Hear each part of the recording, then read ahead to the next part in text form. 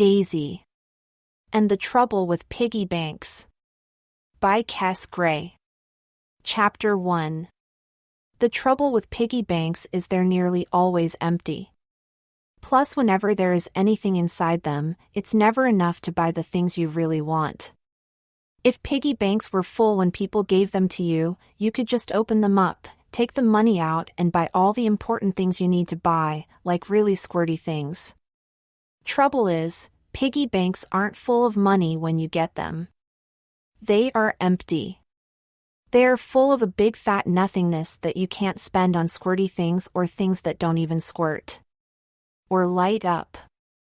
Or make really cool noises. Which isn't my fault.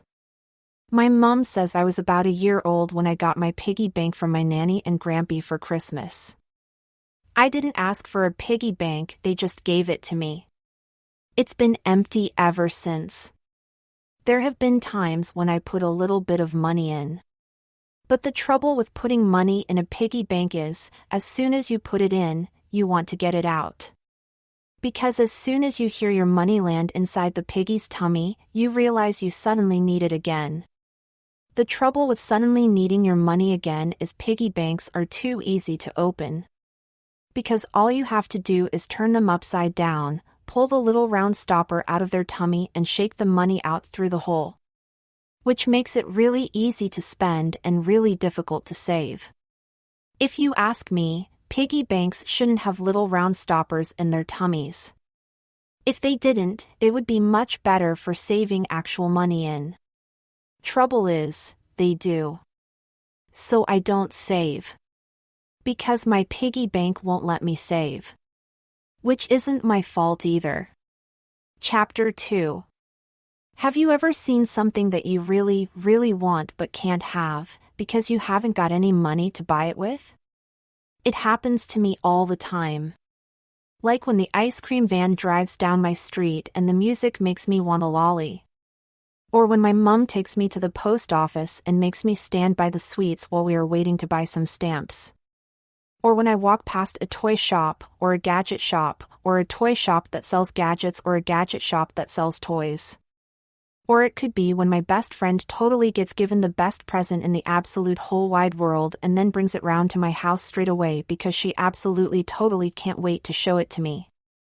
That's what happened to me 2 Saturday afternoons ago. I was sitting on the lawn in my front garden, training ants, when I suddenly heard the weirdest and coolest noise. It was a bit like an alien crossed with a chipmunk crossed with a gargling frog. The trouble with aliens crossed with chipmunks crossed with gargling frogs is you're not exactly sure what to do when you hear one. But it was okay because when I looked up, I realized it wasn't an alien or a chipmunk or a gargling frog, it was Gabby. She had come round to play with me, wait for it, on a brand new micro scooter, double wait for it, that didn't just do alien chipmunk gargling frog noises while it was scooting, triple wait for it. It flashed all over like a Christmas tree, and, for people wait for it, squirted actual water just like a water pistol as well. I didn't know about the squirting water bit until I ran over to my front gate for a closer look. That's when Gabby got me all down my front. Surrender or drown, she laughed, pointing her handlebars at me, pushing the squirter button and then chasing me down my garden path. Her brand new micro scooter was awesome. In fact, it was better than awesome. It was immense.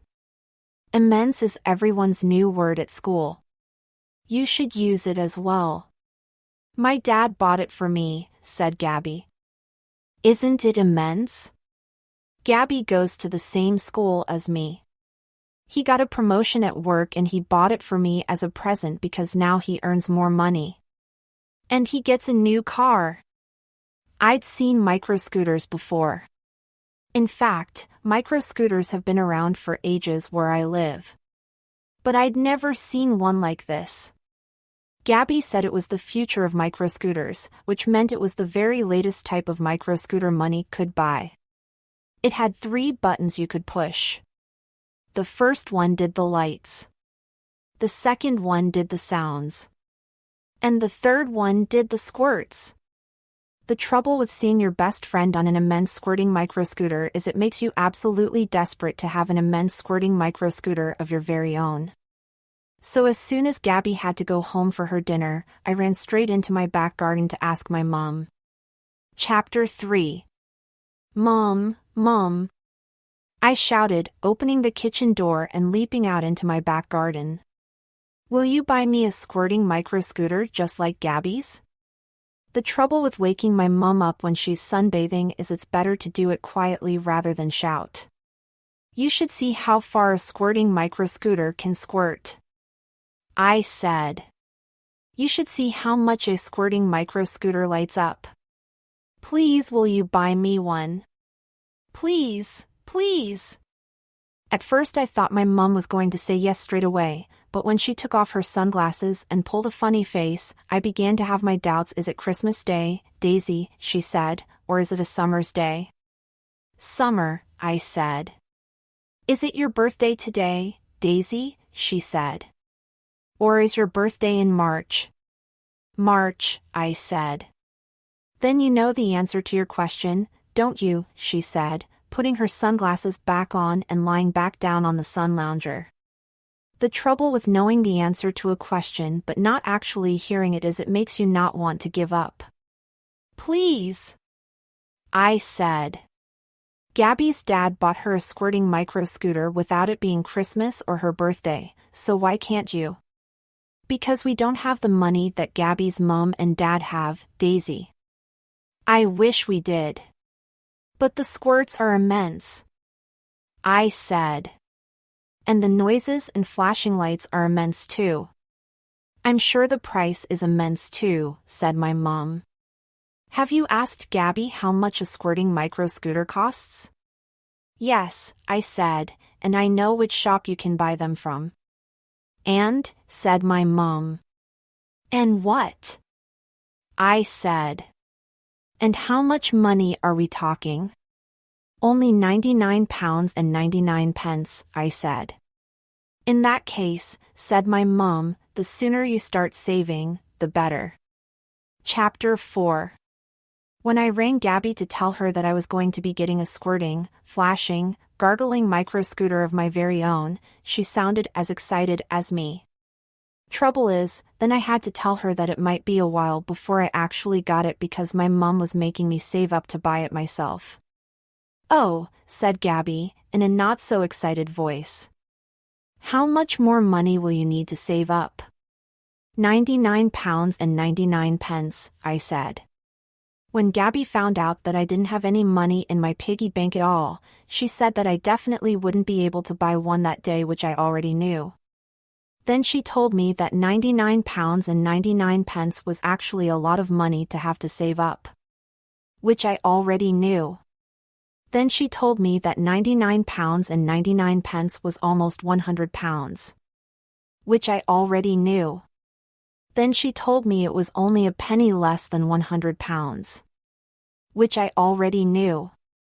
Then she told me it was 9,999 pennies, if you said it in pennies and not pounds.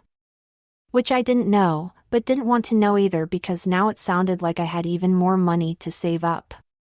How much pocket money does your mom give you every week? Asked Gabby. 50p, I said. But I've already spent it. Have you got any rich relatives? Asked Gabby. I've got a nanny and grampy, I said, but they bought me a piggy bank with no money in it, so I guess they must be poor. In that case, said Gabby, there's only one thing you can do. What's that? I asked. Chores, said Gabby. What are chores? I asked. Jobs around the house, said Gabby, like cleaning and washing up and hoovering. If you do some chores, your mom could pay you for every chore you do. Really? I said, getting quite excited. Really, really, smiled Gabby. It was the best news I had heard all day. Mom! Mom! I shouted, racing back into the garden and waking her up again. Will you pay me to do some chores? At first I wasn't sure what my mom was going to say, because I thought she might be grumpy after being woken up twice. But I was wrong. Chores, eh? She said. I like the sound of that. When can I start? I asked. As soon as you like, smiled my mom. And what will I get paid? I asked. That, Daisy, said Mom, will all depend on how well you do each chore. Chapter 5. The trouble with chores is they are really hard work. Especially hoovering. After I'd eaten my dinner on Saturday, Mom said I could start earning some money by hoovering the lounge. She got the hoover out, plugged it in and said that she would come and inspect the carpet after she had finished clearing the dinner things away. Trouble is, when she came back into the lounge, I was hoovering an orange. I hadn't actually started off hoovering an orange. I had started off hoovering the carpet, but after about 12 pushes I got a bit bored. The trouble with being bored is it makes you want to find out how powerful a hoover suck can be. Which is why I ended up hoovering the fruit bowl instead. The trouble with fruit bowls is they have all kinds of fruits that you can try to suck up, like oranges, apples and bananas. I was a bit worried that a banana might go all the way up the hoover pipe, so I decided to try an orange first, because oranges are fatter. And guess what? It worked! The hoover pipe didn't just stick to the orange, it actually picked the orange up. I could pick up an actual orange with my actual hoover pipe, wave it around and everything.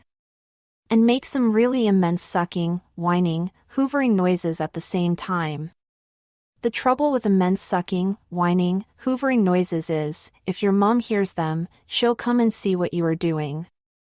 I was given a different chore to do after that. The trouble with washing the dishes is, if you've had sausages and mash for dinner, then you need an immense amount of suds. Which is why I squeezed a full bottle of washing up liquid into the bowl. I didn't do it when my mom was in the kitchen. At first I only used a little bit. But after she'd gone upstairs to change the sheets on the beds, I realized how hard mashed potato was to get off. The trouble with realizing how hard mashed potato is to get off is you don't have any choice really. I thought I was doing a really good job of washing up the dishes, but when my mom came back downstairs and into the kitchen, she went loopy. How much washing up liquid have you used? She shouted. It looks like a car wash in here. I was given a different chore to do after that. The trouble with car washing is ours is a really old car. So however much you wash it, it still looks rusty and old. Which is why I decided to use a metal scouring pad instead of a sponge. The trouble with using a metal scouring pad is metal scouring pads don't just rub dirt and rust off. They rub actual paint off as well. And they make swirly shapes. When Mom came out to do an inspection, I hadn't even noticed I was making swirly shapes all over the car, so it can't have been that bad. It was only when our neighbor, Mrs. Pike, lent Mom her hosepipe to do the rinsing that the swirly shapes started to show up. Look at those scratches, Daisy. Look at those scrapes. Mom shouted. It's a car, not an ice rink. When I told her that I couldn't actually see any swirly shapes or scrapes on the car, she didn't believe me. Then, when I asked her how much I was going to get paid, she went the color of tomato sauce. My next chore was getting ready for bed. Chapter 6. Going to bed early on Saturday night was actually really handy, because it gave me some serious time to think of some serious ways of making some serious money. Once I'd put my pajamas on and got into bed, I began to have loads of money-making ideas. Trouble is, I wasn't sure if any of them would work. The trouble with opening a zoo is, if you're going to charge people to come in to look at animals, you really need to have lots of animals for them to look at. I could only think of 2 animals: Mrs. Pike's cat, Tiptoes, and my friend Dylan's snake, Shooter. Plus I wasn't very sure if Mrs. Pike and Dylan would even lend them to me. The trouble with starting a pet hairdresser's is I'm only allowed to cut things with the red scissors. Plus, I'm not sure my mom would let me use the Hoover again, which means I wouldn't have anything to suck all the pet hairs up after I'd cut them, even if I got the red scissors to actually cut. The trouble with becoming a gold miner is there aren't any gold mines in my street. The trouble with winning the lottery is my mom always buys the wrong tickets. And the trouble with inventing a new invention that everyone in the world would want to buy is I couldn't think of anything to invent. Apart from loom bands, but they've already been done. When my mom came upstairs to say goodnight, I thought she was going to go on and on about washing up liquid, and sucking up oranges, and scouring pads, but she didn't. Instead of telling me off again, she gave me 50p for trying. Even if I hadn't tried very well. She told me that when she was my age there were loads of things she wanted her mom and dad to buy her that her mom and dad couldn't afford, like the latest bike and the latest record and the latest clothes and the latest tortoise. Daisy, you do know that if I could afford to give you the money to buy a new scooter, I would, don't you? Said my mom. Yes, I said. And you do know that money doesn't grow on trees, don't you? She asked. Yes, I said.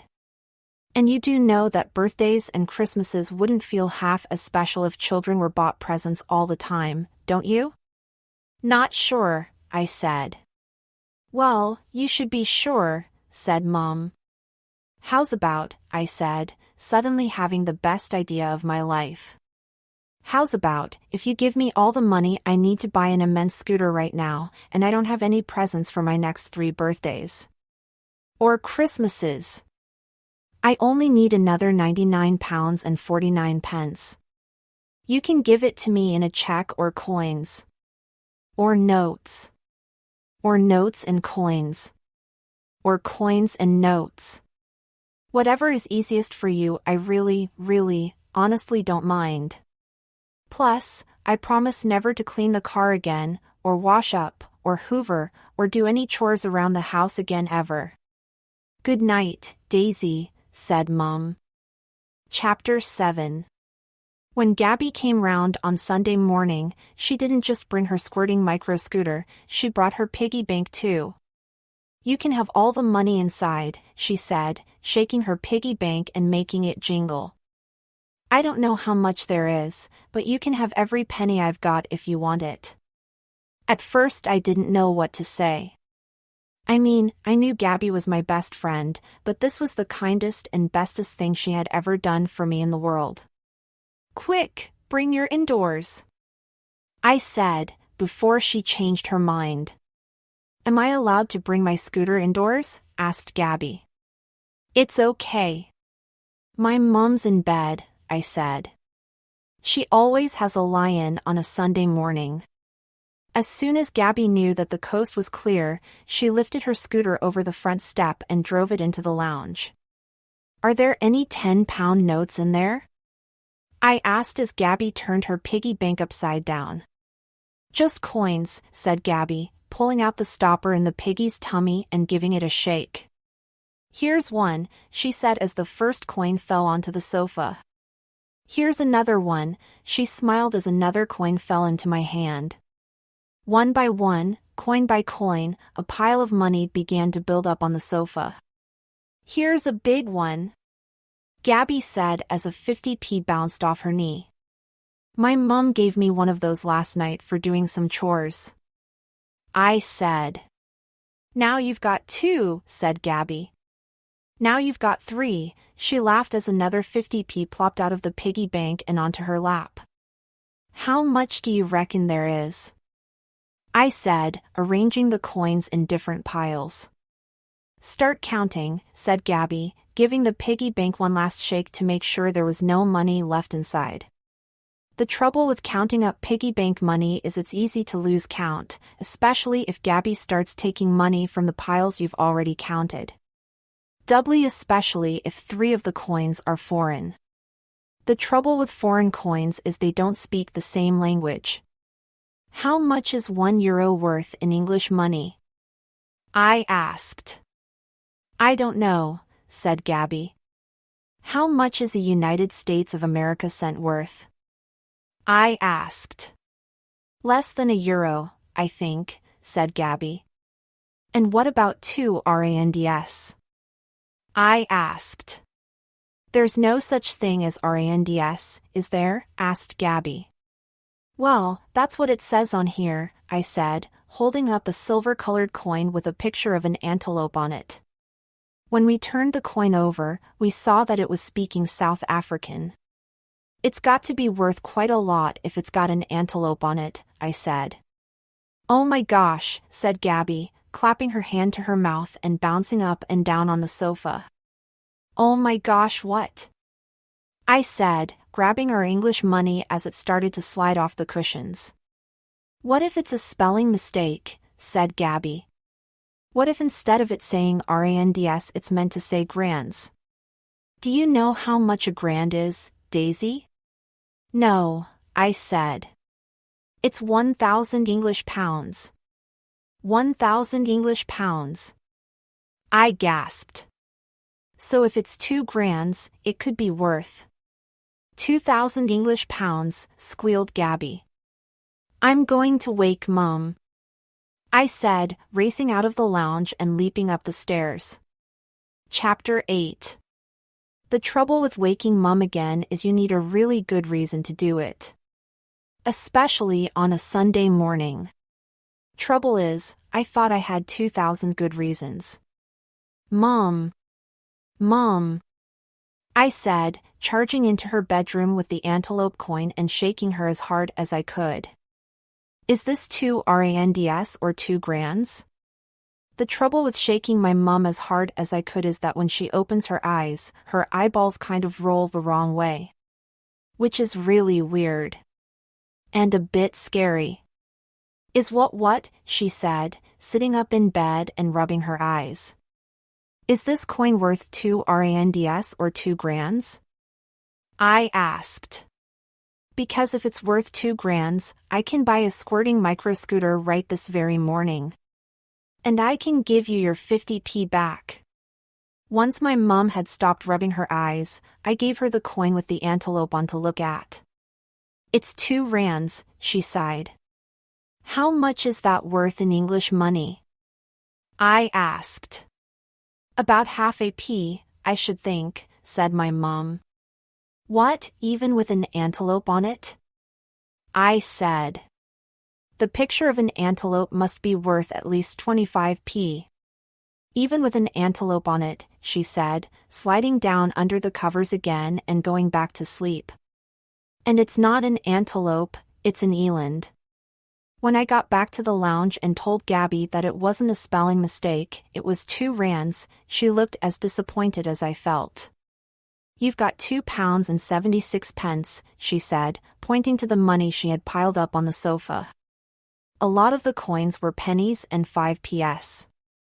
Does that include the 50p my mum gave me yesterday?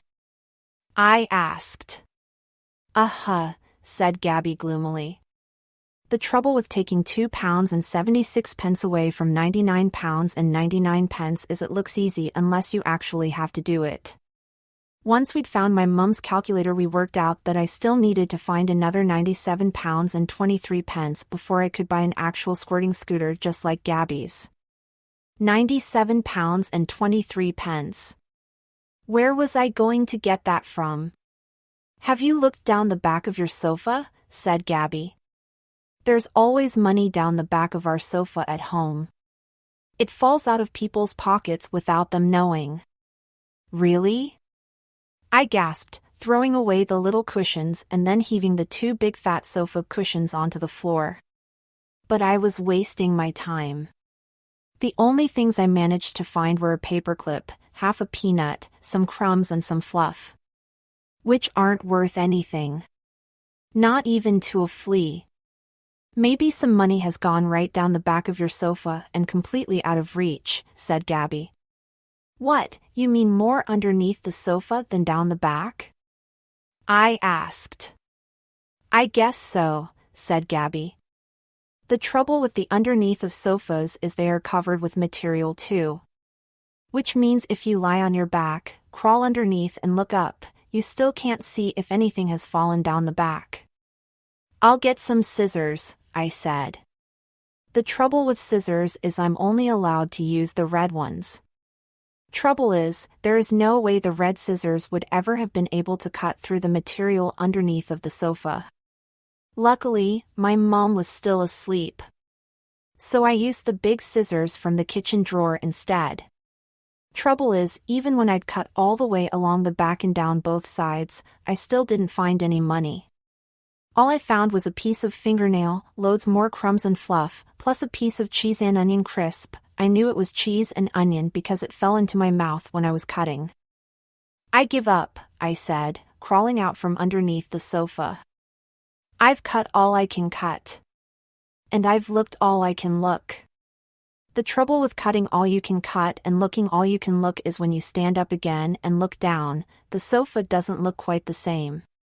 Because after you've done your cutting, a big flap of material will be hanging down. I think you need to get some sellotape, said Gabby, with a bit of a nervous face. The trouble with sellotape is it's all right for sticking bits of paper together, but it doesn't really work on the underneath of sofas. Which meant the flap kept falling down again. I think you should get some nails, said Gabby, looking even more nervous. The trouble with nails is, once you've got some out of the shed and then crawled back under the sofa and looked up, there isn't enough room to bang your hammer. Which meant the nails wouldn't go in properly. Which meant the flap kept flapping down all over the place again. Which meant there was only one thing left I could do. The trouble with using the big scissors to cut the material under the sofa right off is it makes you realize what a big piece of material it is. I think we should go and play on my scooter, said Gabby, scooting across the carpet and heading for my front door. I think you're right, I said, rolling up the underneath sofa material and stuffing it under my t-shirt. Chapter 9. When we got outside on the pavement, we raced right to the top of my road and hid the piece of material in a hedge. It's okay. My mom will never know, I said to Gabby, pushing the material a little bit further out of sight. But what if she wakes up, goes downstairs into the lounge, turns upside down, lies on her back, crawls under the sofa and looks up? Gabby asked. Why would she ever do that? I asked. The only thing my mom ever does when she gets up is go into the kitchen, make a cup of coffee and sit on a stool. Sometimes she makes some toast as well, but she never goes into the lounge, lies on her back, crawls under the sofa and looks up. If she did, she would spill her coffee. Once I'd reassured Gabby that we were never going to get found out, she began to feel a lot better. Squirty time, she said, squirting me down the front of my t-shirt and then scooting as fast as she could to the other end of the road. The trouble with being squirted with water is it means you need to fight back. So I turned into a killer shark. But Gabby said I couldn't because sharks can't live on pavements. So I turned into a werewolf. But Gabby said werewolves only come out at night. So I turned into a robot. But Gabby said water makes robots rust. By the time I had turned into a zombie mermaid, I was soaked. We need to fill up again, said Gabby, pressing the squirter button as hard as she could, but getting hardly any squirts to squirt at me at all. The trouble with filling up again is we didn't really want to go back into the house, in case my mom was there, lying down on the floor of the lounge, crawling under the sofa and looking up. And Gabby's house was too far away. I know where we can fill up from, I said, taking my turn on the scooter and scooting down the road to the hedge outside Mrs. Pike's house. The trouble with borrowing someone's hosepipe is you should really ask first. Trouble is, it was a Sunday morning, it was only about 10 o'clock and I was sure Mrs. Pike liked having a lion just as much as my mom. Plus, she might have said no. The hosepipe Mrs. Pike had lent Mum to rinse her car with was curled up on a special hosepipe holder right next to her front door. There was an outside water tap just above it with one end of the hosepipe already attached. Which meant all I had to do was turn the tap on, uncurl the hosepipe, poke it under the fence into my garden and then run out of Mrs. Pike's garden as fast as I could without being seen. When I crept into Mrs. Pike's front garden, all of her curtains were still drawn, so I was almost absolutely definitely certain that she was still asleep. It's lucky I'm a really fast runner, because the moment I had uncurled the hosepipe and poked it under the fence, Gabby squealed at me with big bulging eyes and then ducked down. Can you believe it? Mrs. Pike had opened her bedroom curtains at the exact same time that I was running out of her garden. As soon as I got through the gate, I dived down onto the pavement and lay down next to Gabby. Did she see us? I panted. I don't think so, Gabby gasped. After about 5 minutes of lying on the pavement, we decided that Mrs. Pike couldn't possibly have seen us.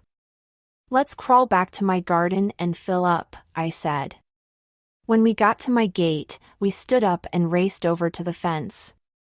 Bagsy, I fill up first, I said, pulling the squirty end of the hosepipe under the fence and twisting the nozzle with my fingers till the water started to squirt through. Bagsy, I undo the lid of the water tank, said Gabby, lifting the lid and then standing the scooter up straight so that the maximum amount of water would squirt in. Squirting water into Gabby's scooter with a hosepipe was really easy, plus there were loads of other things in the garden to squirt as well, like the grass, the flowers, 3 bumblebees, a spider's web and Gabby's back. That's cheating, squealed Gabby, jumping backwards and running towards the gate. I'm going to get you for that. Get me all you want. I laughed. We've got all the squirts we could ever need. Chapter 10. The trouble with having all the squirts you could ever need is it makes you just want to keep on squirting. It was about 2:30 before Mrs. Pike realized that we were using her hosepipe to fill up Gabby's scooter. By then we had already filled up around 100 times. We played zombie mermaids, zombie sea lions, zombie starfish, zombie penguins, zombie pelicans, zombie otters, zombie lemmings, zombie coast guards and normal pirates, who turned into zombies after they had dug up a treasure chest full of zombie jewels. Honestly, Gabby and me had never squirted each other so much in our lives. In fact, by the time Mrs. Pike found out that we were using her hosepipe, the squirts had nearly gone right through to our knickers. I don't know how my mom hadn't noticed we were using the hosepipe before Mrs. Pike did. I mean, when she came out into the front garden around 11 to see if I had had any breakfast, she didn't say a thing. Even about us being wet. Mind you, my mom never seems to notice very much at all when she still has her dressing gown on. When she came outside again around 12:30 to give us a plate of sandwiches and some crisps, she still didn't notice Mrs. Pike's hosepipe nozzle poking under our fence. Mind you, I think she might have been more interested in getting us some towels. When Mrs. Pike came out of her house for the first time on Sunday, she noticed that we were using her hosepipe straight away. Mostly because she tripped over it as soon as she stepped out of her front door. That's the trouble with hosepipes. If you stretch them across a front door, they can turn into something quite dangerous. A bit like a tripwire. Or a booby trap. Or a zombie trap. Anyway, as soon as Mrs. Pike had picked herself up off her lawn, she went to have a chat with my mom. Gabby and me were banned from outdoor taps and indoor taps after that. The trouble with being banned from outdoor taps and indoor taps is it means once you've run out of water, there is no more water to play with. Which means you need to make your last tank of water really special. As soon as we realized we only had 1 tank of water left to play with, we sat on the pavement outside my gate and wondered how brilliant we could make our very last squirts. That's when I had the best squirting idea I'd ever had. What about if we put some orange in with our water? I said. If we pour some orange squash into our water tank and make the water all orangey tasting, we can aim squirts into our mouths instead of all down our fronts and backs. It'll be brilliant. And thirst quenching if we're really good with our aims. Gabby thought it was a brilliant idea too.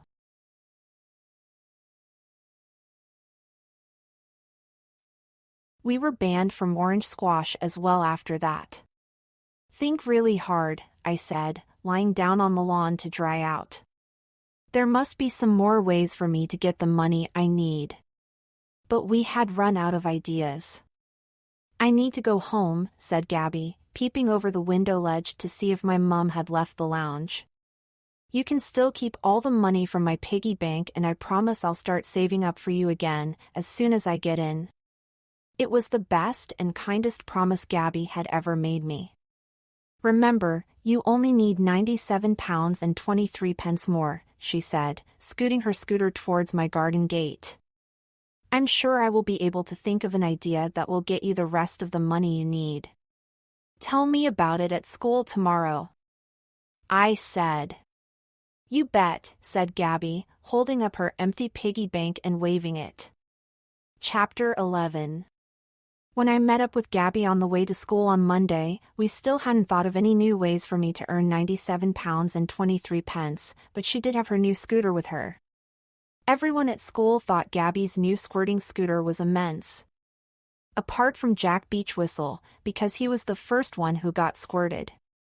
Then he said that his dad was going to be buying him a better type of squirter that would turn Gabby into mincemeat. It was called a water cannon. It would be like a tank with a giant squirter on the front that was so immense it could knock you off your feet or pin you to a wall with one squirt.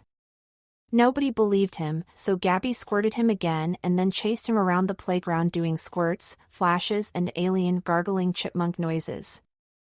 The trouble with squirts, flashes, and alien gargling chipmunk noises is it's not only children who can see and hear them, it's teachers too.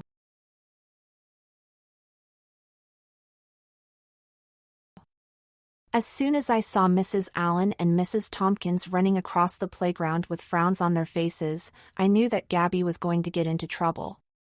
Especially as Jack's friends Colin Kettle and Harry Bayliss had started deliberately on purposely daring Gabby to squirt them too. The trouble with someone daring you to squirt them is it means you have to squirt them.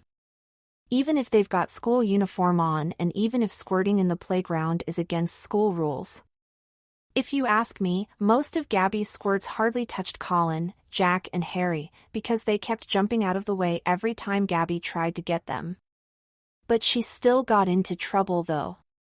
Everyone thought it was really funny when Gabby was made to get off her scooter this instant by two cross teachers.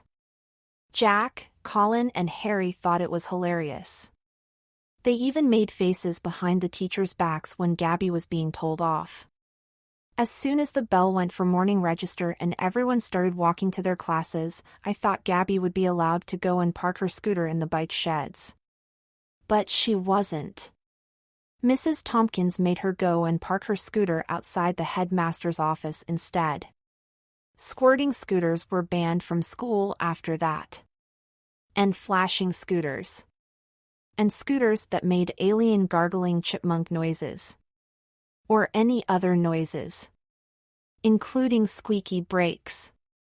When we went back into the playground for morning break on Monday, Jack Beachwhistle started telling Gabby to do loads of things this instant. Which was really annoying. Gabby told Jack that she might not be able to bring her squirting scooter into school anymore, but if she ever saw him anywhere near her house after school or on weekends, then she would squirt him on the spot. Which made Jack want revenge. The trouble with revenge is it can make people say things that are really mean. And things that don't make sense. Jack told Gabby that no one squirted him or any of his friends and got away with it, so Gabby had better start watching her back. The trouble with watching your back is it's impossible, because your eyes can't stretch round that far. Unless you're an owl. Trouble is, before Gabby could prove that watching your back was impossible, the bell went and we had to go back to our lessons. When we went back into the playground for afternoon break on Monday, Jack Beachwhistle told Gabby that he was going to drive his water cannon to her house and aim it down her chimney. The trouble with aiming a water cannon down a chimney is it makes your house get flooded. And it makes your toys all wet. Then Harry and Colin said they were getting water cannons too. Which meant that now it was 3 against 1. The trouble with 3 against 1 is 3 against 1 isn't fair. So I told Harry, Jack, and Colin that if they wanted to get revenge against Gabby, then they would have to get revenge against me too. Jack said that if we wanted a war then we should bring it on. By the time we left school on Monday, I had never wanted or needed a squirting scooter so badly. Or 97 pounds and 23 pence. Chapter 12. It was actually Thursday before Gabby came up with her genius idea for getting me all the money I needed. By then our war with Jack, Harry and Colin had kind of fizzled out. Both me and Gabby would still like to have given them all a good squirting, but Gabby wasn't allowed to bring her squirting scooter into school anymore. No one was allowed to say the word squirting or scooter in class anymore. Plus when we asked Jack Beachwhistle about his water cannon, he said it had got lost in the post. A boot sale, said Gabby, grabbing me by the arm on the way to school on Thursday. My mom and dad are doing a car boot sale on Sunday. Why don't you come too? We can sell all the things we don't want anymore and earn loads of scooter money for you while we're doing it. You could come and stay round my house on Saturday night, plus we could have a sleepover. It was the immensest idea ever. As soon as Gabby asked me to do a boot sale and a sleepover, I wrapped my arms around my mom and asked her if I could go. And guess what? She said yes as long as it was okay with Gabby's parents. It was so exciting. I'd never done a car boot sale before. I'd never even done a sleepover before. How was I ever going to concentrate in class after that? The trouble with concentrating in class is it's absolutely impossible if the lessons you are doing aren't as exciting as a car boot sale or a sleepover. When we sat down at our desks after morning assembly, I couldn't think about long division at all.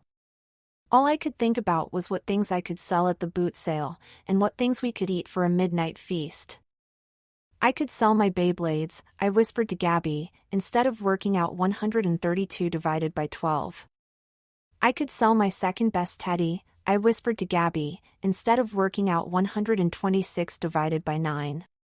Shall we have smoky bacon crisps or chicken-flavored crisps? I whispered to Gabby, instead of working out 105 divided by 7. How much do you think I'll get for my 3-color torch? The trouble with whispering to Gabby is, if you whisper too loud, Mrs. Peters will hear you. The trouble with Mrs. Peters hearing you is she'll come and have a look at the things you've been writing down. The trouble with Mrs. Peters looking at what you've been writing down is I hadn't been writing anything down. At least, not anything to do with long division. Seashells, said Mrs. Peters, reading out some of the other things on my list. Rollerblades? Light-up yo-yo? Cheese and ham sandwiches? They were for the midnight feast. Piggy bank? The trouble with seashells, rollerblades, light-up yo-yos, cheese and ham sandwiches and piggy banks is they weren't the answers to any of the sums. Which meant Mrs. Peters got cross. Which meant I had to go and stand in the corner of the classroom and face the wall. And miss morning break. Which was a bit annoying really. It wasn't until lunchtime break that I was able to properly talk to Gabby about all the things we were going to sell at the boot sale and eat for our midnight feast. Gabby told me that the best things to sell at a boot sale were expensive things like PlayStations or Xboxes or their games. Then she told me that the best things to have for a midnight feast were sweets. When I told her that I didn't have an Xbox or a PlayStation, she said it didn't really matter. It was just that the more things are worth at a boot sale, the more money people will pay you for them. When I asked her about the sweets, she said that the more sweets we could get, the better. As soon as we'd eaten our packed lunches, we went into the playground and sat on the quiet bench. Quiet benches are totally the best places to concentrate. In fact, I don't know why they don't put quiet benches in classrooms as well. By the time our lunchtime break was over, we had written 2 long lists of all the things we could think of to sell at a boot sale, plus a joint list of all the things we could think of to eat and drink at our midnight feast. This is my list. My, Daisy's, things to sell at the boot sale, piggy bank. Beyblades. Coloring set, remember to resharpen. 3-color torch. Rollerblades. Beano annual, High School Musical Jigsaw. Seashells. Snail shells, if I could find any. Second favorite teddy. First favorite teddy. Big marble. Bendy ruler. School uniform. This is Gabby's list. My, Gabby's, things to sell at the boot sale. PlayStation games. Skipping rope. Telescope. Justin Bieber pencil case. Justin Bieber calendar. Justin Bieber everything. Dream catcher. Swimming goggles. French dictionary. Bike. Barbies. Ken. Snow shaker. Second best frisbee. This is our midnight feast. Our, Daisy and Gabby's. Things for a midnight feast. Marshmallows. Strawberry dip dabs. Fruit pastilles. Mars bars. Maltesers. Chocolate buttons. Chocolate raisins. Chocolate peanuts. Anything that's chocolate. Or with chocolate on. Any fizzy drink. Anything else we can get. Do you know what? I think me and Gabby did more writing on our lists at lunchtime than we had in our school books all week. I'm surprised we had any ink left in our pens by the time we'd finished. And can you blame us? I mean, we were going to be doing an actual sleepover followed by an actual boot sale that very actual weekend. It was so exciting. It was so immense. How could I possibly have concentrated on the Battle of Hastings after that? Chapter 13. When my mom talked to Gabby's mom on the way home from school on Thursday afternoon, everything was decided. My mom would drop me off at Gabby's house at 5 o'clock on Saturday. I would do a sleepover with Gabby on Saturday night, and then, at 5 a.m. on Sunday morning, me, Gabby and her mom and dad would get up and drive to the car boot sale with all the things we had to sell. 5 a.m. in the morning. I'd never been up that early before in my whole life. Apart from to go to Spain on holiday. Things got even better when my mom invited Gabby and her mom and dad round to our house after the boot sale for a late Sunday dinner. Gabby's mom said that they would need some time after the boot sale to unload the car again and to take anything they hadn't sold to the charity shop. Is 4 o'clock okay for Sunday lunch, then? Asked my mom. 4 o'clock it is, said Gabby's mom. As soon as our moms had done the arrangements, I started to get even more excited about going to the boot sale. The instant I got home from school, I ran upstairs to my bedroom, got changed, and then started putting all the things I was going to sell into one big box. How much do you think I will get if I sell all these? I asked, giving my mom my list. The trouble with giving your mom a list is, if it's a boot sale list, she will start trying to make you think that you are selling some of the wrong things. You can't sell your piggy bank, she said. Your nanny and Grampy bought that for you when you were little. There's never anything in it. I said. Are you sure you want to sell your rollerblades? She said. You've only had them a year. I won't need rollerblades if I've got a new squirting scooter. I said.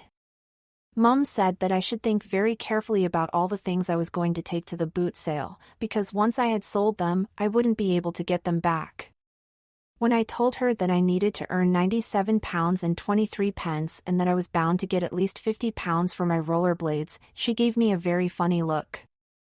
I think you might find that people who go to car boot sales won't want to pay as much as you want them to pay, she said. They will when they see what I'm selling, I said. Why are you selling your seashells? She asked. You love those seashells. You bought them at the airport in Spain. When I told her that if you put your ear to a Spanish seashell, the sound of the sea is in the wrong language, she told me I was being silly. Daisy, she said, I know how much you would like to have a scooter just like Gabby's, but selling all your toys is a very drastic way of going about it. Toys are part of your childhood, toys are part of growing up, toys are special. I wish I had kept some of the toys I played with as a child. I didn't even know toys were invented when my mom was a child. In fact, I'm not sure my mom was ever a child. At least, not a proper child like me and Gabby. When I told her that my second favorite teddy had been giving me funny looks for no reason, she said that was no reason to sell a teddy at all. When I told her that my light-up yo-yo kept going up when it was meant to go down, she said that this had nothing to do with the yo-yo and everything to do with me. Which is a lie. Honestly, whose toys were they anyway? Not my mom's. Mine. By the time I'd put my pajamas on, cleaned my teeth and got into bed on Thursday, the only thing my mom had actually forced me to take out of my box was my school uniform. If you think you are selling your school uniform at a CAR boot sale, Daisy, you can think again, she said. So I did think again. I thought again all through breakfast, all the way to school and all through lessons in class on Friday. Chapter 14. I was still thinking when my mom came to tuck me in on Friday night as well. Daisy, you are not selling your bed, said my mom when she came into my bedroom and found me lying on the floor. When I told her that I had decided to sleep on the carpet from now on, she still said no. Mom said I wasn't allowed to sell my bed, my pillows, my duvet, my bedside table, my bedside lamp or anything else to do with my bed. She wouldn't even let me sell my bedroom curtains. But I need £97 and 23 pence. I said. If people at the boot sale won't want to pay as much as I want them to pay, how am I going to earn £97 and 23 pence? When I asked if I could sell my bedroom door because I always keep it open, Mum said that she was beginning to wish she'd never said yes to a car boot sale. But I knew that wasn't true, because I had already heard her arranging to go to the cinema with Mrs. Pike on Saturday night. That's how parents work. As soon as they realize that you are not going to be around, they arrange to have loads of fun themselves. Plus, I knew that she was really looking forward to an extra long lie-in on Sunday too. So I asked her if I could sell my wardrobe. The trouble with selling your wardrobe is it leaves you nowhere to hang your clothes. So I offered to sell my clothes too. Not including my school uniform. But Mum still wouldn't let me put anything extra in my box. Not that the wardrobe would have fitted. All she did was kiss me goodnight and tell me to think again. So I did think again. I thought again right up till I fell asleep on Friday, right through breakfast on Saturday morning and all the way up to the moment I put the milk back in the fridge. How much would people pay for a piece of ham? I asked. People wouldn't pay anything for a piece of ham, sighed Mum. They would if they were hungry, I said. If they're going to a boot sale and they've forgotten to have any breakfast, a piece of ham could be just what they need. 6 pieces of ham would be even better. We need the ham for our sandwiches at lunchtime, Daisy, said Mum. How much would people pay for 10 Rice Krispies? I asked. Or 50 Rice Krispies. If I put 50 Rice Krispies into bags, fill the bags up with milk and sell them as takeaway breakfasts at the boot sale, I'll make a fortune. You'll make a mess, said Mum. Is there anything in the shed I could sell? I asked. Only cobwebs, said Mum. Is there anything in the loft I could sell? Only cobwebs, said Mum. Do we need that toaster? I asked. Yes, she growled. Then you leave me no choice, I said, running to the phone to tell Gabby about my new emergency plan. When I told Gabby that I was going to be selling my favorite teddy at the boot sale, she did a really loud gasp on the phone. Your favorite teddy, she squeaked. I would never sell my favorite teddy, not for all the money in the world.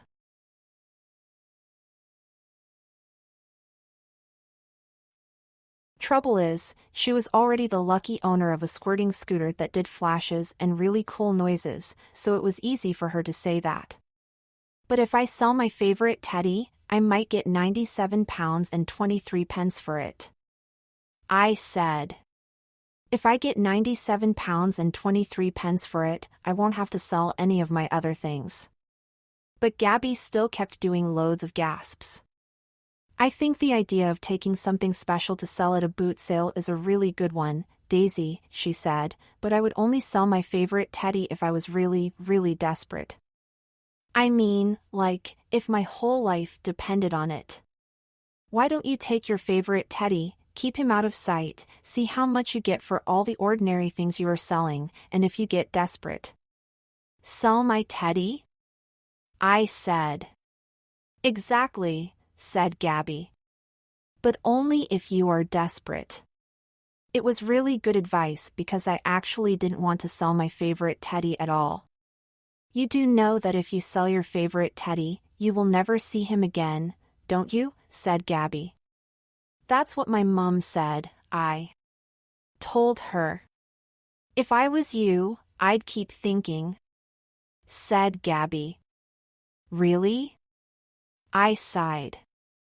I don't think I'd ever thought so much in my life. Chapter 15. When I arrived at Gabby's house on Saturday, I had absolutely everything I needed. I had my box of things to sell at the boot sale, I had my sleeping bag, my pajamas, my toothbrush, my favorite teddy, plus all the things we needed for our midnight feast. Well, some of the things.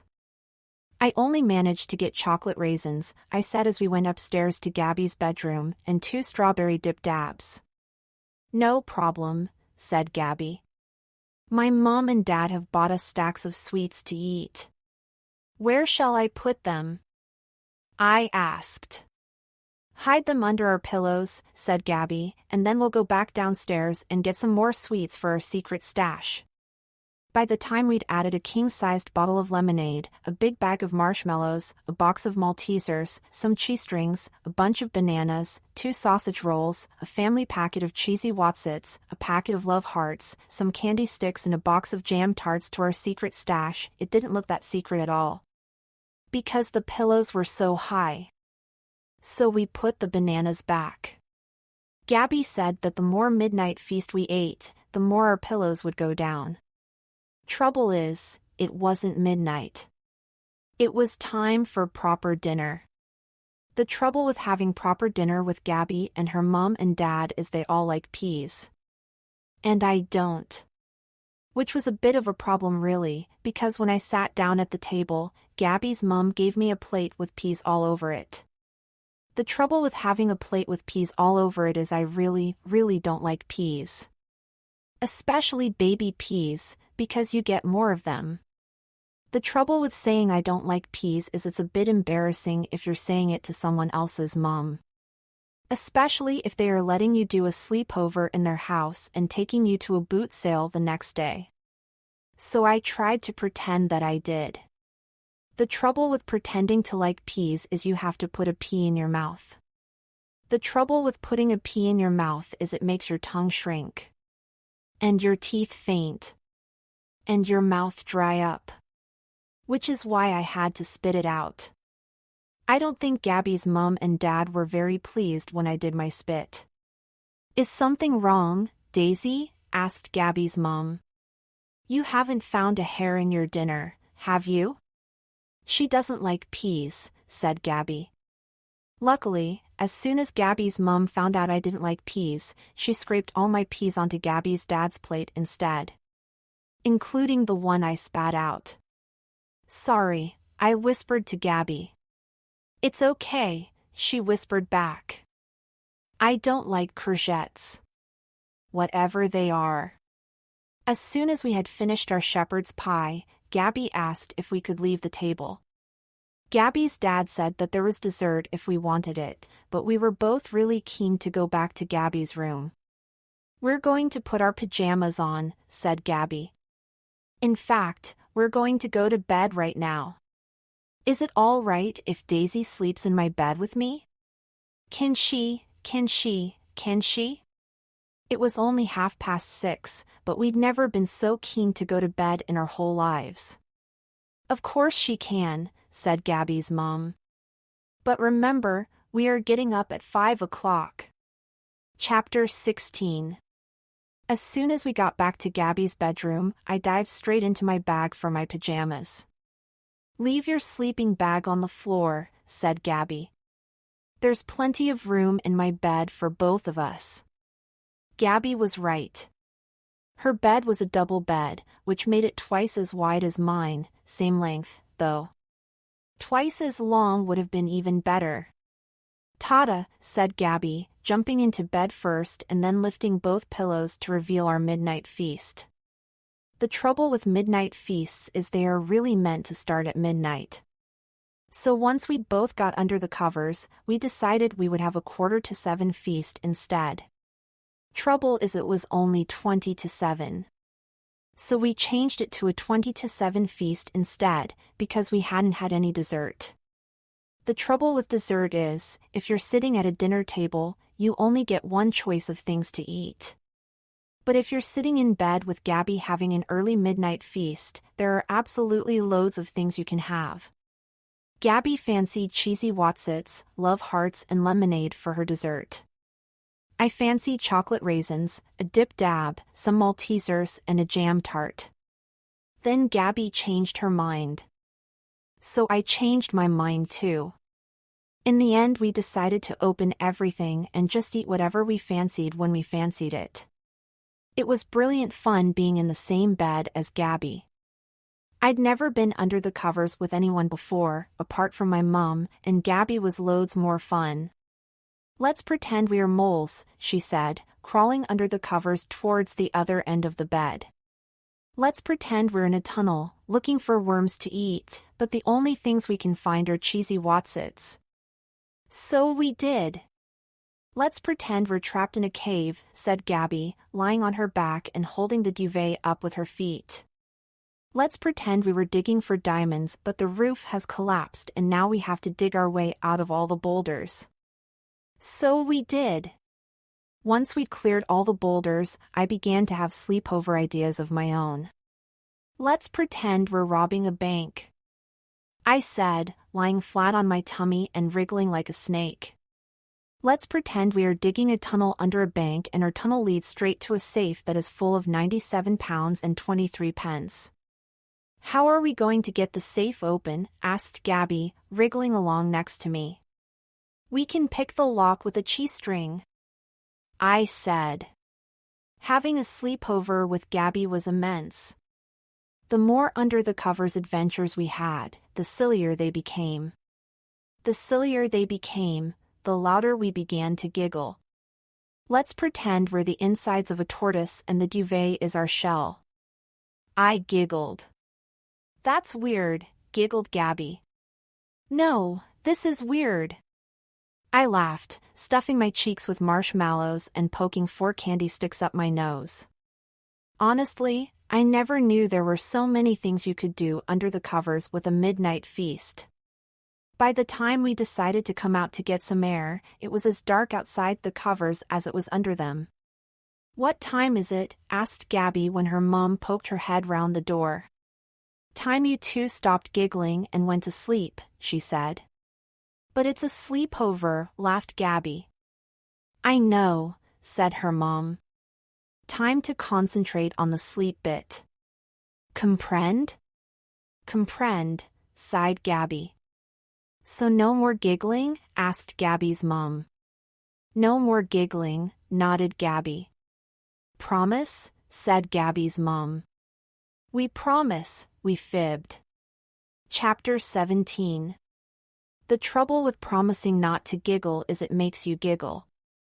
As soon as Gabby's mom closed the door, our giggles started again straight away.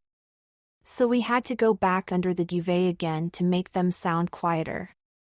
I didn't know you could speak Spanish, I whispered. I can't, giggled Gabby. Comprend is the only Spanish word I know. The trouble with making up other words in Spanish is it made us giggle more. Especially sleepovero. So we changed countries. The trouble with making up words in Eskimo is it made us giggle just as much. Especially pigloo. Gabby said a pigloo was a house where Eskimo pigs live, but I said it was the place where little Eskimo pigs went for a wee all the way home. Which made us giggle so much we both had to go for a wee of our own. When we tiptoed across the landing to the bathroom, we saw that all the lights had been turned off downstairs, which meant Gabby's mom and dad had actually gone to bed too.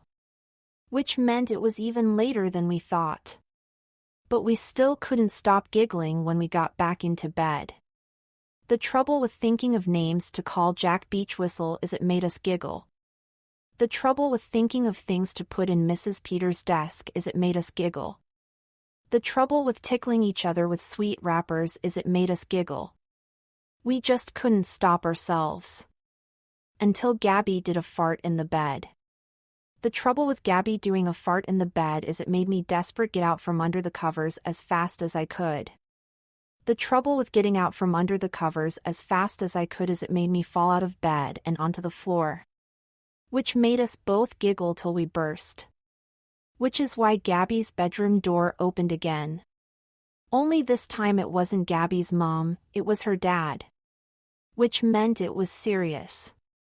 "Girls, will you please quieten down," he said. "We all have to get up really early tomorrow morning, and if we don't get any sleep, we'll be fit for nothing. We promise, we proper promise this time."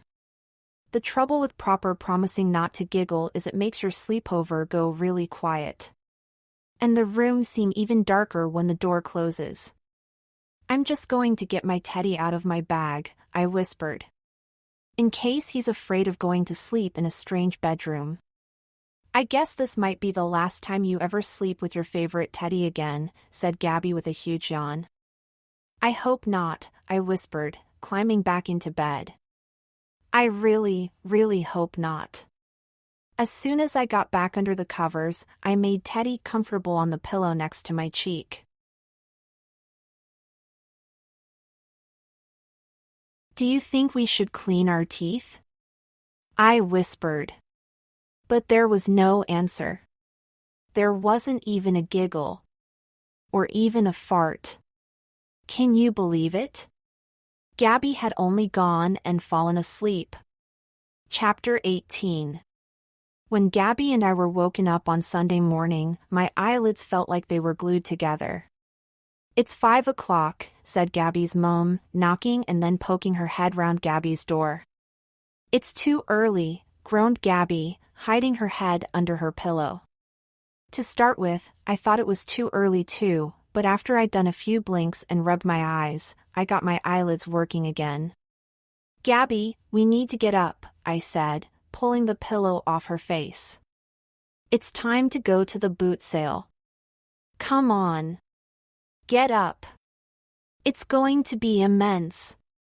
After about 20 more blinks and 6 or 7 more groans, Gabby rolled out of bed.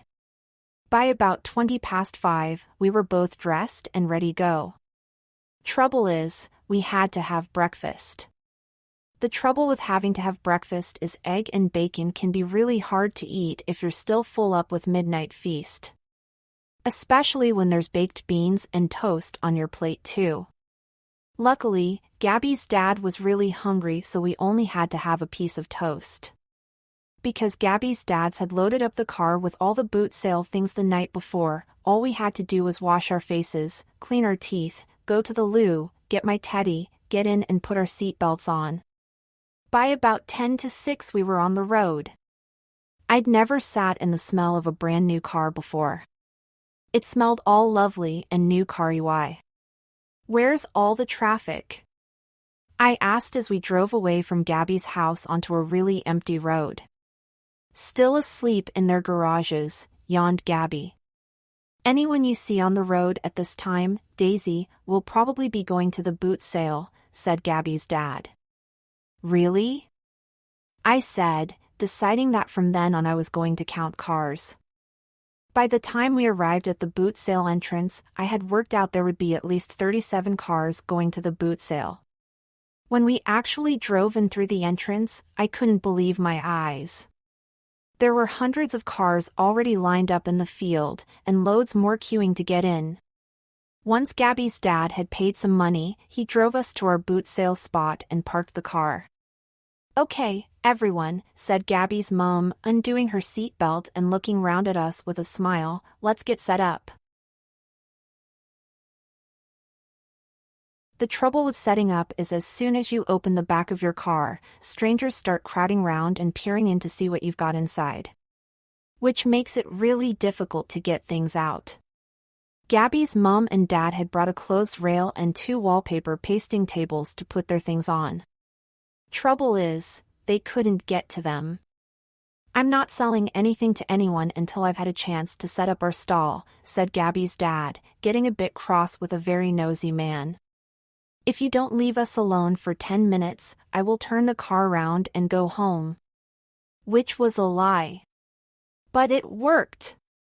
At least, it worked when he closed the boot of the car again and folded his arms. "Okay, let's do this," said Gabby's dad, opening the car again as the nosy people began walking away. Once we got the tables set up, all we had to do was put the things we were selling on top. Gabby's mom and dad had given Gabby and me our own table to share. The things we were selling looked absolutely brilliant by the time we had finished setting them out. "Don't forget to hide your favorite teddy," said Gabby. "Don't worry," I said, "I've left him at the bottom of my boot sale box." "Good luck," she said, crossing her fingers. "And remember to only sell him if you get desperate." "I will," I said, crossing my fingers too. "Or rather, I won't." Chapter 19. When the boot sale opened at 7 o'clock, people started walking past our table from all directions. But that was the problem. Everyone kept walking past and not stopping. "Why aren't they stopping?" I whispered to Gabby. "I don't think we've got anything they want to buy," she whispered back. "They're buying things from your mom and dad," I said. "Mom and dad are mostly selling clothes," said Gabby. "Grown-ups like buying clothes at boot sales." "They still aren't stopping," I said after about 5 minutes. "Some of them aren't even looking." The trouble with people not even looking is it made me get cross. Which is why I started giving people my special stares. "Be patient," said Gabby, moving her French dictionary to the front of the table and then putting her snow shaker in front of her second-best frisbee. "Someone will come along soon." The trouble with being patient is it makes me really impatient. Especially when people who are meant to come along soon don't come along soon enough. "What's the matter with everyone?" I said to Gabby as about 6 more grown-ups walked straight past us. "Is everyone blind?" I said in a probably bit too loud voice. Still, at least it made them look. "Here come some children," said Gabby, tugging me by the arm and then telling me to act casual. Gabby was right, an actual boy and an actual girl were coming straight towards us with their parents. "How much is this?" said the boy, stopping beside our table and picking up my big marble. £55, I said, getting ready to put it into a bag. "Oh," he said, putting it back on the table and walking away. "How much is this seashell?" asked the girl, picking up my favorite seashell. "Are you Spanish or English?" I asked. "I'm English," she said. "Then it's £45, I said. "It would be £60 if you were Spanish, because the C sounds work much better in Spanish." "Oh," said the girl, putting the seashell down and walking away. Can you believe it? They both walked away. "I think you're asking for too much money," whispered Gabby, dropping something into a bag and giving it to a boy that I hadn't even seen approaching. "What have you sold?" I asked. "My can," Gabby said. "How much for?" I asked. 20p, she told me. When Gabby told me that she'd sold an actual Ken with all his actual Ken clothes on for only 20p, I nearly fainted. 20p? I said. An actual Ken is worth more than 20p. His trousers must be worth more than 20p. How can you sell anything for 20p? Pretty easily, said Gabby, moving her snow shaker nearer her swimming goggles, because 20p is about what people at boot sales want to pay. When Gabby told me how mean people were at boot sales, I nearly wanted to put everything back in my box. How much do you think I should have asked for my big marble? I asked. About 10p, she said. But it's massive. I said. I know, she said, but it's a boot sale. How much do you think I should have asked for my seashell? I asked. About 50p, she said. And what if the person buying it was Spanish? I asked. About 50p, she said. For about the next 3 minutes, I couldn't even give people my special stare. I was so cross. I think we need to have a little talk, said Gabby. What about? I asked. Haggling, said Gabby. Chapter 20. The trouble with haggling is, instead of people trying to haggle the price up, they try and haggle the price down. Everyone haggles at a boot sale, said Gabby. Basically, the way haggling works is you decide what price you want to sell something for, then you add 50p, so that when someone asks you the price of the thing you are selling, you tell them it's 50p more than you want so that they can haggle you down by offering you, say, £1 less, but because you've already added 50p more than you really wanted, you can haggle them back up by saying you want 50p more than the £1 less they are trying to haggle you down to, so in the end the price you haggle them back up to might be 50p less than you said, but it's still 50p more than they said, which is perfect because 50p more than they said is exactly the price you wanted all along. Simple.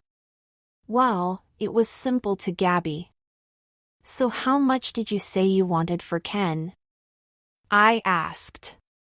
£1, said Gabby. But how much did you really want for him? 50p, said Gabby. Then how come you only got 20p for him?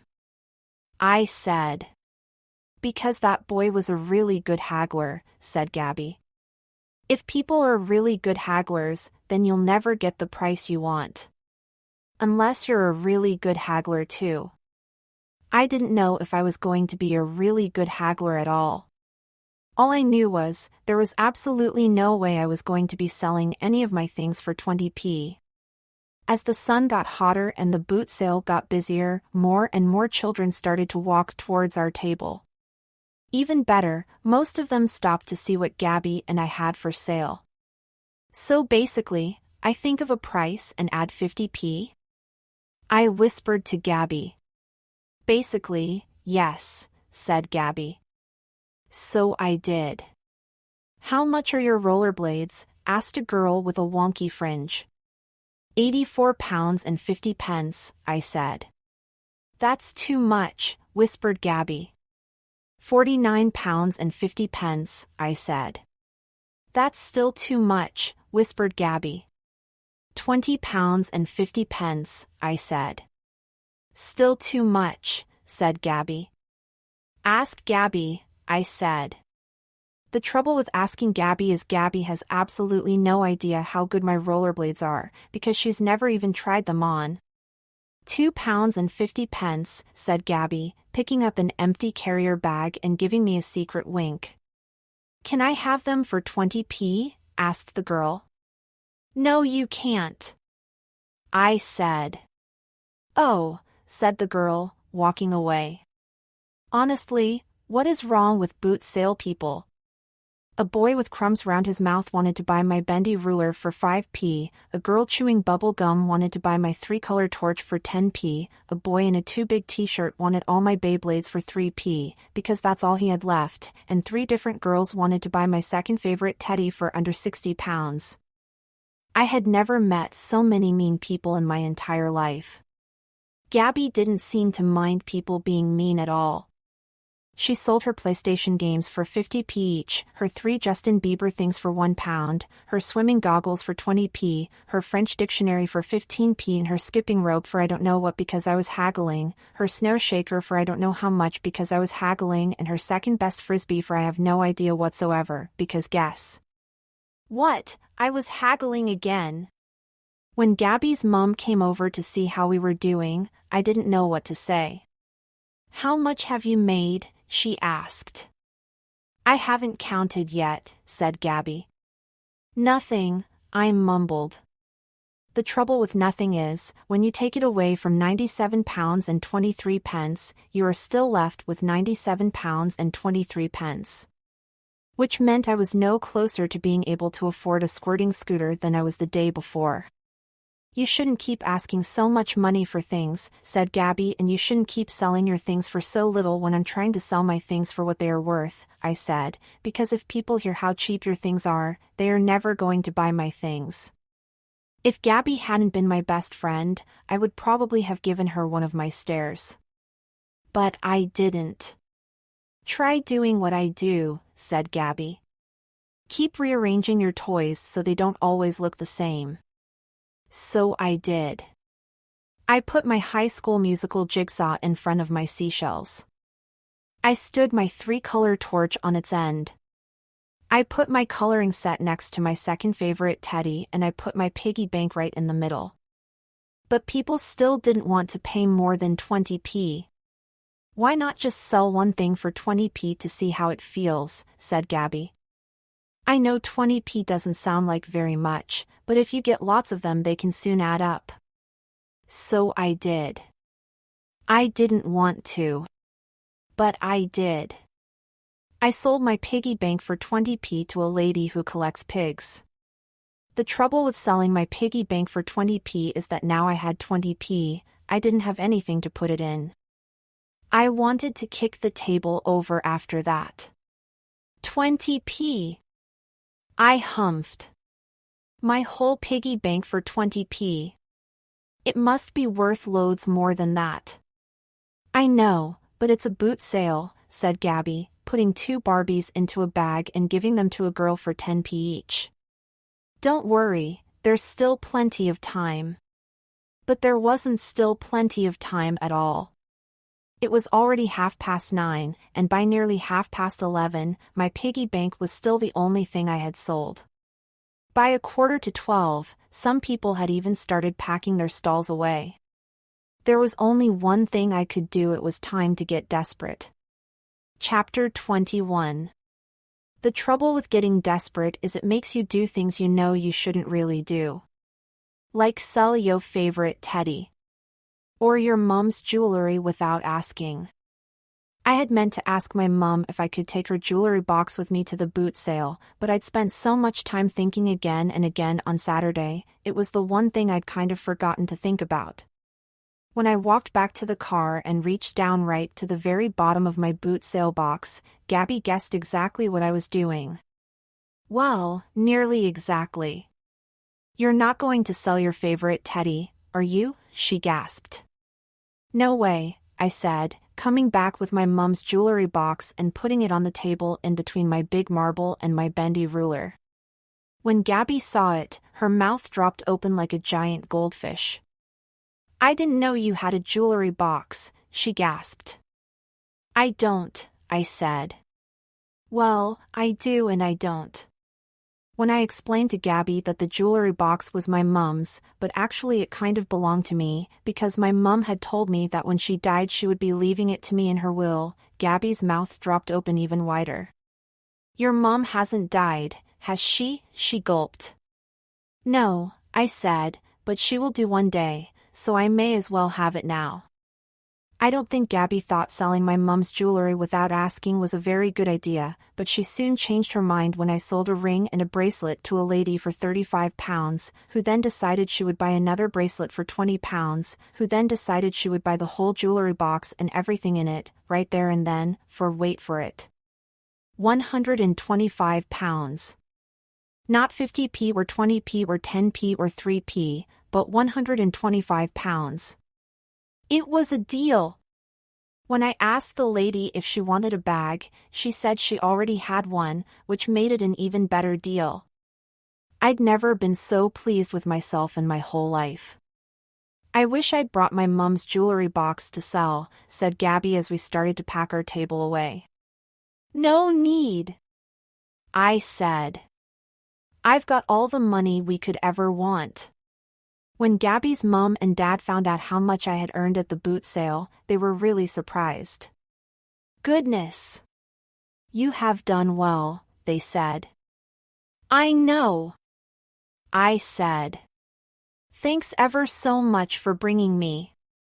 By the time our tables and the clothes rail were folded up and everything was put back in the car, I was nearly wetting myself with excitement.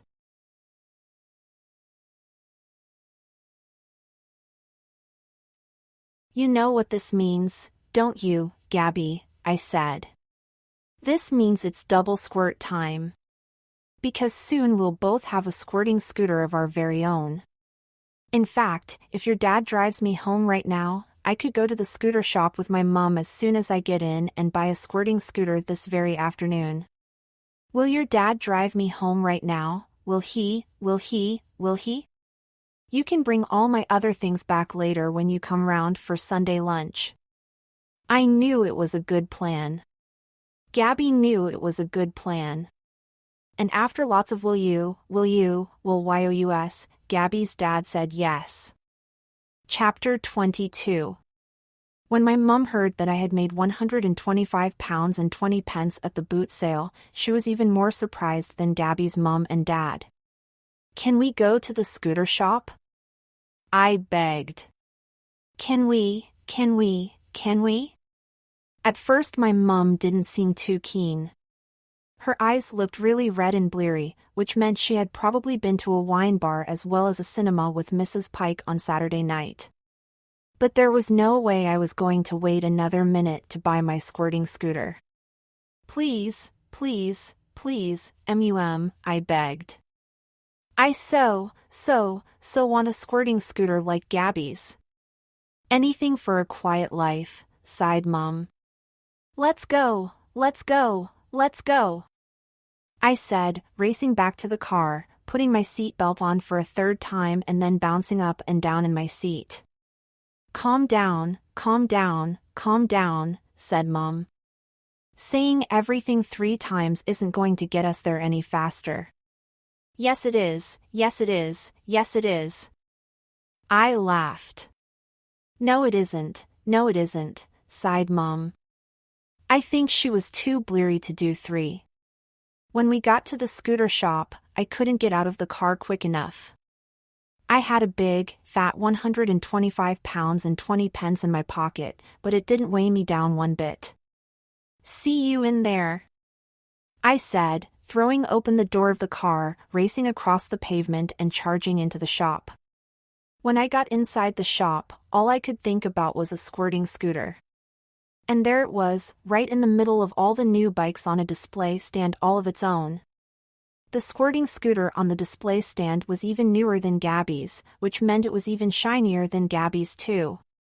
I'd like that squirting scooter please, I said, sprinting over to the shop counter and jumping up and down. Look! I shouted to my mum as she came into the shop.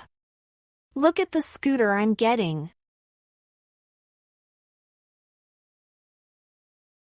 Sorry, Mum said to the shop lady. She's a little overexcited. That's okay, said the shop lady. It's a very popular scooter. I hadn't really taken much notice of the lady behind the counter. It was only when I went to pay that I realized who she was. By then it was too late. They're nice earrings, said Mum as the lady picked up my money. I've got a pair just like that at home. Thank you, said the shop lady. I only bought them this morning. That's a lovely necklace, said Mum as the lady started to count out my £99.99. I've got a necklace just like that too. Thank you, said the shop lady. I bought the necklace this morning too. The trouble with realizing who someone is too late is there was nothing I could do. Could I have a closer look at your lovely ring? Asked Mum as the lady held out my change. It so reminds me of a ring I inherited from my grandmother. Beautiful, isn't it? Said the shop lady, lifting her finger up for Mum to admire. There are 3 diamonds and a sapphire. Would you believe I bought it at a car boot sale this morning too? In fact, said the shop lady, looking me straight in the eye, wasn't it you I bought them from? The trouble with going really hot in a bike shop is it makes you need to run outside straight away to get some fresh air. Trouble is, Mom had hold of my collar. Really tight. I decided I didn't actually want to buy a squirting scooter after that. Chapter 23. If Gabby and her mom and dad hadn't been coming round for Sunday lunch later that day, I think Mom would have sent me straight to my bedroom when we got home. Or prison. Mom nearly had a fight with the lady in the bike shop because the lady didn't want to give Mom her jewelry back. Or her jewelry box. In the end, Mum told the shop lady that if she didn't give her jewelry back, she was going to ring the police and report her for handling stolen goods. Plus she said that if she didn't get everything back this instant, she would knock over every bike in the shop. Luckily the lady lived above the shop, so she only had to go upstairs to get the jewelry box. Trouble is, then I had to give the £125 back as well. On the way home in the car, Mum stopped being bleary and changed to being really cross instead.